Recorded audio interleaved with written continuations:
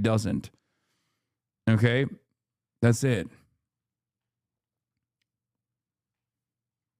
Anyway, it's so funny that we're having these conversations. We're so far removed from building anything. Insane how cooked this chat is. Can't even say be normal without half the chat crashing out. Need Asman to get back with on ASAP. What does that say to you about how my commentary has been presented to you thus far? That this is something that I've said for 8 fucking years. And I actually do play a fairly significant role in pulling people back from the fucking margins, from being marginalized in society with their fucking worldview.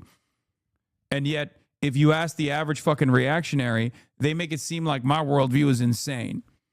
If you find yourself agreeing with what I'm saying and then still desperately try to look at the consensus in the chat or try to invent a consensus in the chat that says, no, these guys are still weird, perhaps there's a defense mechanism in your mind that you need to fucking push through. You literally find yourself in agreement with what I'm saying and then still try to find an alternative as to why I should probably be in the wrong. Now you're like, oh, well, I agree with Hasan, but his chat is being a little crazy, right? His chat's being a little crazy. You should try to figure out why you agree with me and yet you're still looking for reasons not to agree with me.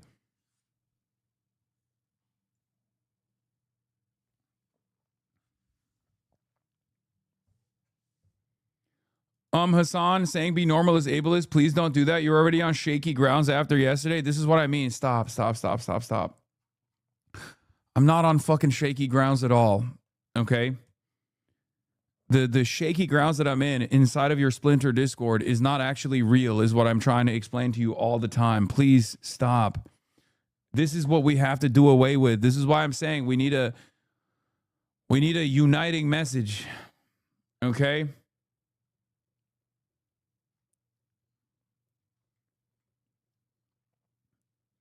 The Splinter Discord, and in this case is Hoscord. Yeah, it's not real. Hoscord is not real either.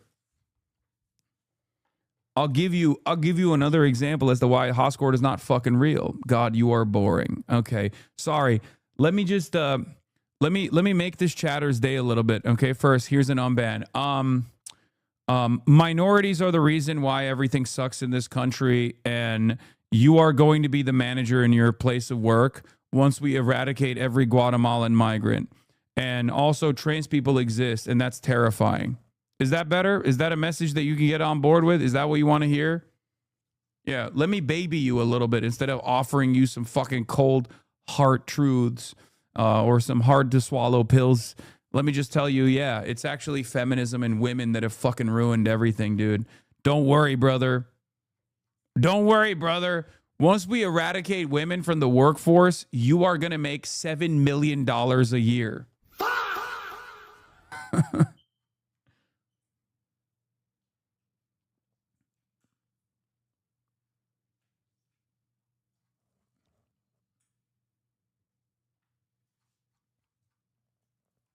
Is that better? Is that a message you can get on board with?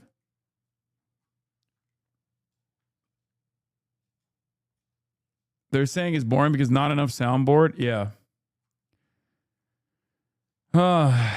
How the fuck can be normal cause of discourse and chatters arguing holy fucking shit be fucking normal? I mean, ironically, the people that hear that and then immediately react the way that they do are the ones who need to hear that message more than anybody else. All right. Trump set to address nation in the State of the Union. Historically unpopular President Donald Trump is going to talk to the nation about why they ain't shit and they should understand that, he is the glorious president that is bringing about American prosperity, and the ones who don't understand are fucking hater-ass bitches. Poll numbers yet, President Trump set to address the nation ahead of challenging midterms and a possible war with Iran. Senior political correspondent Rachel Scott is at the White House. Good morning, Rachel. George, good morning to you. And even Republicans acknowledge this is not how President Trump wanted to head into his first State of the Union address of his second term, on the heels of that massive decision by the Supreme Court declaring most of his tariffs unconstitutional. Tonight, the president is expected to be just a few feet away from the justices that made that ruling, possibly even two that he appointed himself. himself. He spent the last few days railing against them, saying that they and their families should be embarrassed, saying he couldn't care less if they come at all. Now, of course, we have seen some outbursts during these State of the Union addresses. Well, this morning we are learning that at least 39 Democrats plan to skip the speech altogether. There's a counter-programming event over on the National Mall. And all of this comes in a critical midterm election year. And as we are learning, the president is facing some headwinds in the polls. According to our latest ABC News Washington Post Ipsos poll, 60% of Americans disapprove of the president's job in office. The majority of Americans also disapprove of the president's handling on key issues ranging from inflation, tariffs, immigration, and the economy. Tonight's speech also coming with the backdrop of a partial government shutdown, with Democrats and Republicans still at odds over funding for DHS. And one of the biggest questions tonight, will the president outline for the American people, for Congress, why he's possibly considering a military strike in Iran, George? Has not been done yet. Okay, Rachel, thanks very much. And all of you at home can watch the State of the Union tonight at 9 Eastern here on ABC. President Trump preparing to address the nation tonight. It's going to be a long speech because we have so much to talk about. On Monday, speaking to a gathering of families of Americans killed by undocumented immigrants, the president previewing possible applause lines. We have a country that's now doing well. We have the greatest economy we've ever had. We restored our border, and that's now totally secure, and our country is at the safest. I'm Brian. Kill me if it's a fucking long speech, by the way. It is going to be a long speech, by the way. I'm just letting you know it's going to suck dick and balls. POTUS about SODU on Iran. Important negotiations Thursday in Geneva. Iran desperately wants a deal, but Iran can't say the sacred phrase, we won't build nuclear weapons. You know, call me crazy, but I feel like I've heard them say it quite a bit. Like, I feel like I've heard them say that a lot, actually. They said that to Barack Obama. They said that to you. I don't know why. They just keep saying, Iran is not saying the sacred words. If those are the words you want to hear, I've heard it quite a lot. Okay? Kind of feels like you want something more than that. You want no enrichment of uranium, no civil use for the energy grid for no nuclear power for their civilian energy grid, and perhaps even more consequentially than that, the most maximalist demand you have is restrict the range of your ballistic missiles so you can't target Israel. Now, obviously, that's not going to happen. Why the fuck would they do that? Now, I will say this. I've been talking a big game about Israel, especially since I found out that their Jericho missile systems have a range. I thought they could hit anywhere around the planet. Israel, I'm talking about. Turns out they can't hit California. You notice that I've been talking a big game about Israel. They can't hit Mexico and they can't hit California. Okay?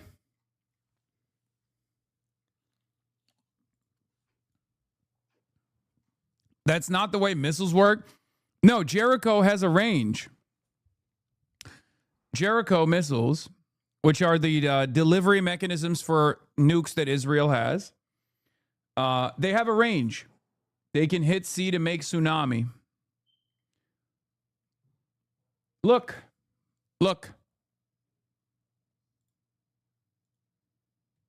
You want to see?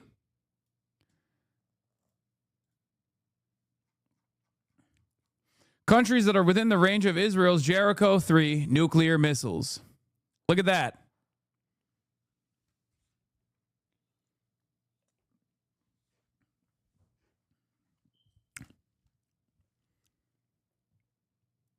All I'm saying is, let's fucking go, baby. Let's fucking go. They have nuke submarines. You'll die due to environmental factors caused by the closed explosion, regardless, dog. Guys, I know I'm fucking joking, dude. If Israel deployed the Samson option, the world would be over. Hello? Like, can I make jokes? Can we tell jokes? Or are jokes bourgeois decadence?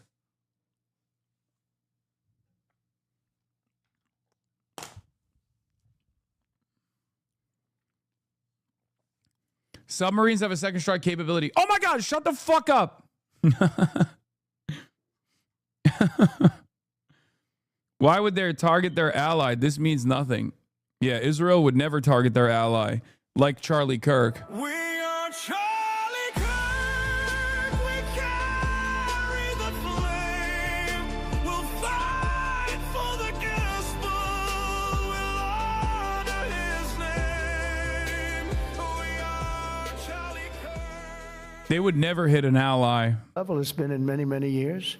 But recent polls show Americans don't share the president's positivity, with his approval rating hovering just below 40%. The public souring on his handling of the economy and even immigration, long his signature issue, though the president has shrugged off negative polls. The president is expected to unveil new domestic policies aimed at tackling affordability. Among them, Like what? What kind of policies does this dumbass even have?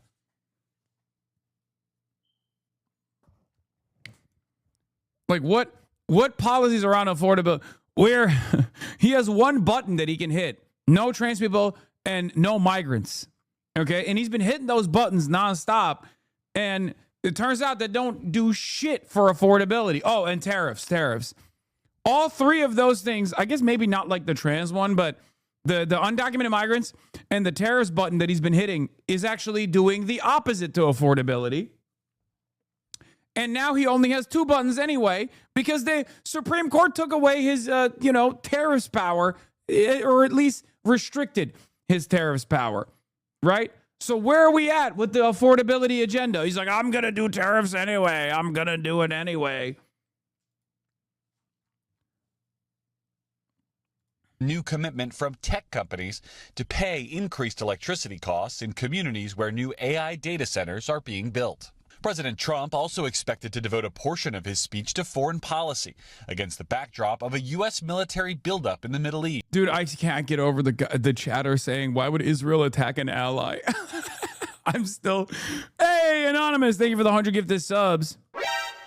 It's just, why would Israel ever attack an ally? It's like saying, why would the American government ever tariff allies? Those are, those are things that both Israel and America love doing, okay? As the president weighs a strike on Iran. Dozens of Democrats plan to skip the speech tonight in protest. It's important to show the American public that someone that has led the single most corrupt government in U.S. history, that there has to be action against that. Others will use their guests to send a message, including several lawmakers inviting survivors of abuse by Jeffrey Epstein, and newly elected Virginia Governor Abigail Spanberger delivering the Democrats' response. Oh, this one is so indicative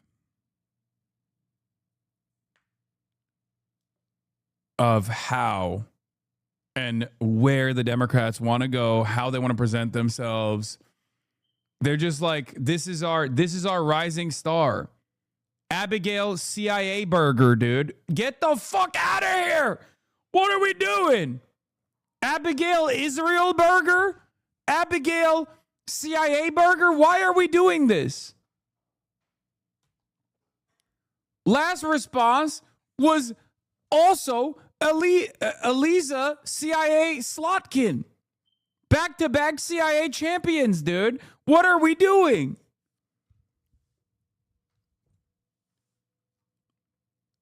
The Democrats have to have a bold vision for change. And that change is directly having CIA in the ranks of our electeds. I'm from VA. I saw this coming. I cannot stand her milquetoast neoliberal ass. And for the record, before people say, Hasan, what are you talking about? She won. And that's a good thing. And she's actually going to increase the minimum wage. Sure, that's fine. But you're putting her as the primary messenger of your party. That is a deliberate attempt to say to everyone that is watching, this is exactly what we want out of our new candidates, okay? This is exactly what we want the party to look like. You have an incredible talent pool of bold, visionary, radical candidates. You have a talent pool of electeds that you could tap into You're choosing Abigail Spanberger on purpose. I'm shaking my head. They should have gone with Featherman. True. Why didn't I think of that? God damn it. Fuck Rashida Tlaib, Ilhan Omar, Summer Lee, Ayanna Pressley, AOC. Fuck it. If you want a white guy, Chris Van Hollen could have been a good choice. No, none of those guys. Okay? We need John Fetterman. That's what we need. We need Josh Shapiro. Why are we going with Abigail Spanberger? The president has spent the last several days slamming Supreme Court justices for overturning much of his tariff program, saying he was ashamed of them and that they perhaps shouldn't even be invited to the speech tonight. Well, tonight, any justices that choose to attend will be seated just feet away from the president, which could create some awkward. No one cares about the response. Yeah, except no one cares about the response is up to the Democratic Party as well. If you put AOC doing the counter messaging, a lot more people will fucking tune in. Are you kidding me? Also, I don't know what the yellow ribbon is supposed to indicate this time. Is it still the hostages? I don't know what he's like. Is it the veterans? Because the yellow ribbon used to be, it got fatter, but the yellow ribbon I think used to be like veterans or something. But now it's Israel kind of took that and made it the hostage ribbon. I don't know what this guy is trying to say with this one, but it's fat. It's fat. It's fatter than ever before. Moments if he decides he has more to say about their work. Craig? Garrett Hake from the White House. Garrett, thank you. For more on what we can expect to hear tonight, we're joined by Kristen Welker, moderator of Meet the Press. Kristen, good morning. Maybe it's, is it Nancy Guthrie? Is that what it is? Is a yellow ribbon in honor of, yeah, it's quite anti-Semitic, I will say. It's for Nancy Guthrie, not Israel. Yeah, that's definitely anti-Semitism. I didn't realize that ABC Today or NBC Today was the N in NBC stood for Nazism.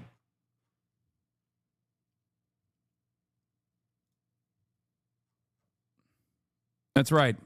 Everybody knows that the yellow ribbon is supposed to mean hostages in Israel, and they stole it. They stole it from Israel, even though the yellow ribbon used to indicate a lot more than that. It stands for not news. The president says he's got a lot to talk about tonight. Give us a preview. What can we expect to hear from him, and what will you be looking for specifically? Well, Craig, this is a critical speech for the president. It comes as Republicans are fighting to hold on to Congress in the midterms. One of the biggest questions tonight, how exactly will he address the economy? Republicans I've been talking to want him to stay on message, express that he understands that people are struggling, and to lay out a clear path forward for why the economy will improve. But look, he's facing headwinds. You just heard Garrett talk about this. In addition to that overall approval rating, a recent poll shows he's underwater with his handling of the economy. 41% approve, 57% disapprove. Now, dude, I want to interview people that are in the 41% so bad. Going forward, I only want to talk to people that are in that 41%, which is Europeans in Asmongold's chat. Okay? Because who the fuck's looking at the situation is like, nah, dude, you don't understand. Things are fucking better than ever before. I really love when Donald Trump did the cryptocurrency rug pull. I really love when Donald Trump basically decided the economy should be only for like a select few elite pedophiles that are in his orbit. 57% is enough to win. Stop wasting your time on them. No, it doesn't matter. I love hearing from guys like this. Okay. I guess we got to talk to Bob again. Yeah. It's literally just team voting. They can't even tell you why. Bro, I'm a European who earns income in dollars and has to convert it to euros. This dipshit president has cost me like 400 EU in a month in exchange bullshit. PBS News, Trump's State of the Union address will be over 2 hours, with one source saying it could go up to 3 hours. Bro, that's a threat. That's a threat, dude. He's literally saying, unless my fucking approval ratings improve in real time, I'm going to hold the government hostage.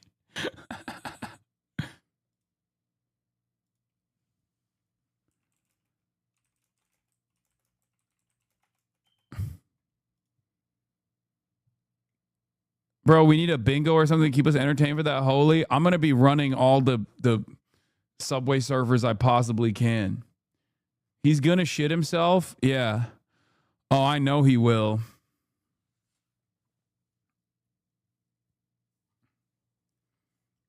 Do gaming with the State of the Union in the corner? No. I'm an Asmongold fan and someone that supports the handling of the economy under Donald Trump. Yesterday's nostalgia, Nate. Quick, explain to me how Donald Trump has improved your life in meaningful ways right now without talking about transgender athletes being banned from the NCAA. What initiatives has Donald Trump taken? Because you could very well be one of these like hyper-specific small business owners that has like domestic production or something, and the tariffs have like accidentally helped your, I don't know, cabinet business or something, and you happen to be the only guy in the country. Because there are like a handful of people like this. He got me out of jail on a drug charge.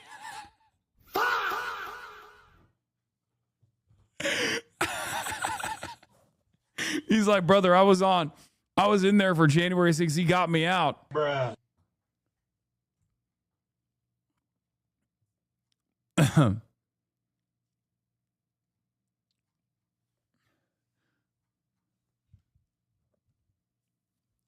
Also, that has nothing to do with handling the economy.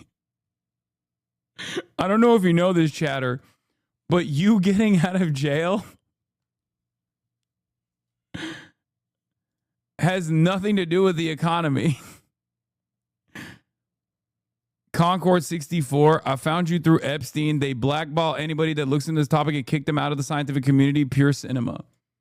Yeah, you're a fake Asmongold fan. You just wanted attention here in this chat.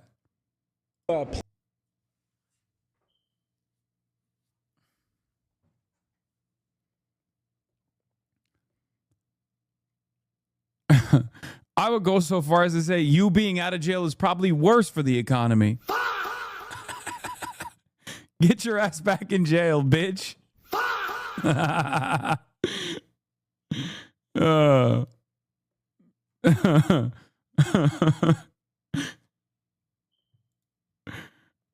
Feels like we're back. No lie.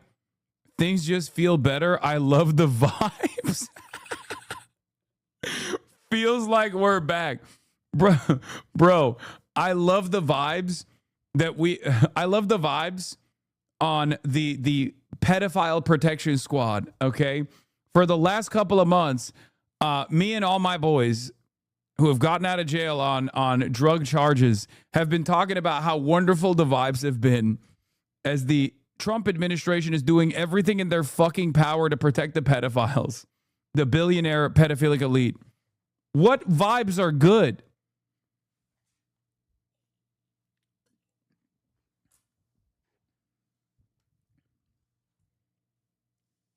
Anyway, all of you that are saying, ooh, I'm an Asmongold fan, please notice me. It's not going to work, okay? Yes, foreign policy will loom large, too. Will President Trump give any insight into his thinking on Iran and whether he plans to attack that country?